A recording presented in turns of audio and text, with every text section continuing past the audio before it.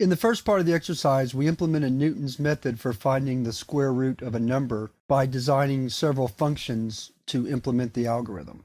In this part of the exercise, I'm going to demonstrate how to combine those functions into one nested function to make the definition of the algorithm easier to understand and easier to maintain.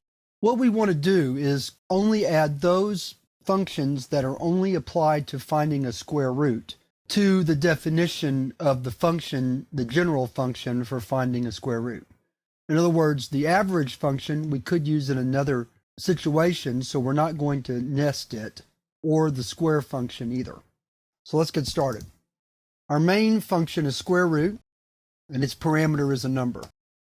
Then the first nested function we're going to define is close enough, and its only parameter will be guess. The reason for that is that number now is available to the close enough function because close enough is defined inside of square root. And we take advantage of lexical scoping to only have to pass one parameter to the function. And then we'll write out the definition for close enough right here. After close enough, then we define improve. And it also only requires one parameter because it has access to number within the environment of the square root function. And then finally, we define square root helper, also with just one parameter.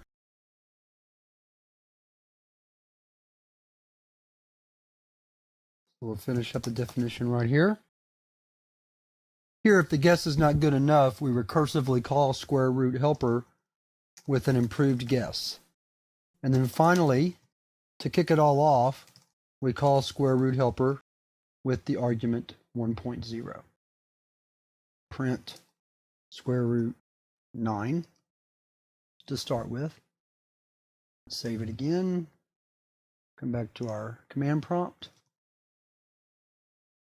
And there's the square root of 9 using Newton's method.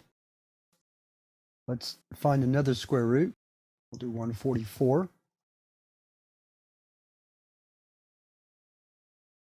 So there we see that by nesting functions, we get a more efficient and more maintainable definition of how to determine the square root of a number using Newton's method. The functions that aren't general enough to be used in other instances, probably close enough, improve, and square root helper, get defined within square root so that someone looking at the program doesn't have to look far to figure out what these functions do.